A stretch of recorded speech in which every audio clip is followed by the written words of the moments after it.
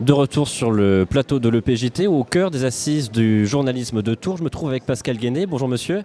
Bonjour Vous monsieur. êtes le président de la conférence des écoles de journalisme. Les derniers états généraux ont eu lieu il y a 4-5 mois. Qu'est-ce qu'il faut retenir de ces derniers états généraux ?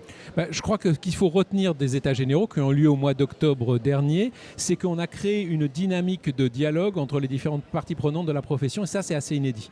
C'est-à-dire que pour la première fois, on a mis autour de la table des étudiants en journalisme, des responsables syndicaux, des responsables RH, des journalistes professionnels, des directeurs d'établissement pour réfléchir à l'avenir de la formation et de l'emploi des jeunes journalistes.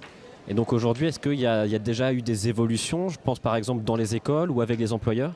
Je pense que l'évolution la principale, c'est que le diagnostic qui était fait sur la nécessité d'évoluer notamment sur la qualité de l'accueil des jeunes journalistes dans les rédactions, c'est maintenant un dialogue, c'est un diagnostic qui est partagé par tous et toutes. Et ça, je pense que c'est un point extrêmement important et c'est un point d'évolution parce qu'on est rentré en dialogue avec la logique évidemment d'arriver à des évolutions.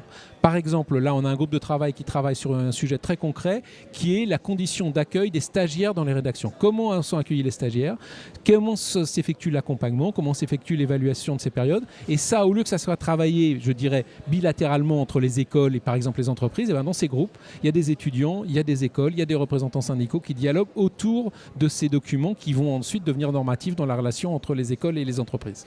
Une question qui peut tarauder pas mal d'étudiants en journalisme, ça concerne aussi les alternances. Je pense par exemple à la manière dont sont envoyées les offres. Toutes les écoles ne sont pas logées à la même enseigne. Est-ce que c'est aussi un dossier de travail sur lequel travaille la CEJ ?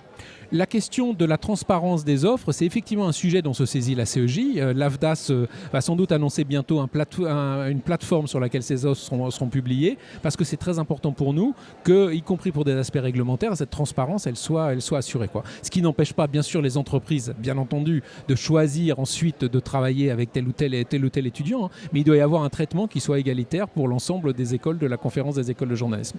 Une autre évolution qui a été évoquée à ces derniers états généraux, c'était la création d'une carte de presse pour les étudiants. Où est-ce que ça en est ?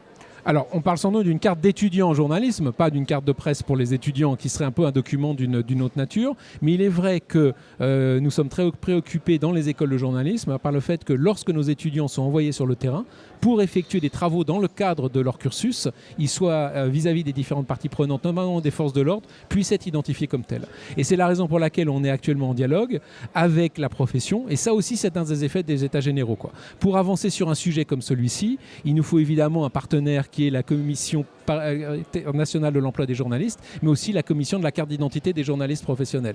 Parce que c'est vraiment un conseil dont on a besoin pour arriver à produire ce document, qui est évidemment pas un document qui est une carte de presse, mais qui est bien un document qui s'ajoutera à la carte d'étudiants que peuvent avoir les étudiants dans nos établissements et qui donnera évidemment cette identité de cursus reconnu. Être journaliste dans un cursus reconnu en France, ce n'est pas la même chose que d'être étudiant en journalisme dans n'importe quel cursus. Et pour nous, c'est très important que parmi les avantages qu'il y a à être dans un cursus reconnu, il y a aussi cette identification, notamment pour les travaux pratiques sur le terrain.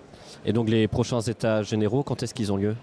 Alors l'idée, en fait, c'est pas tellement qu'il y ait des nouveaux états généraux, c'est que déjà les 36 propositions qui sont nées des états généraux deviennent une réalité, et ça c'est un chantier pour les années 2023, 2024, 2025. Nos 3 premiers chantiers sont donc, comme je vous l'ai dit, l'alternance, la carte d'identité des journalistes professionnels et une journée annuelle autour du besoin en compétences des entreprises, où les entreprises et les écoles travailleraient à c'est quoi les nouvelles compétences dont vont avoir besoin demain nos étudiants en journalisme devenus jeunes journalistes.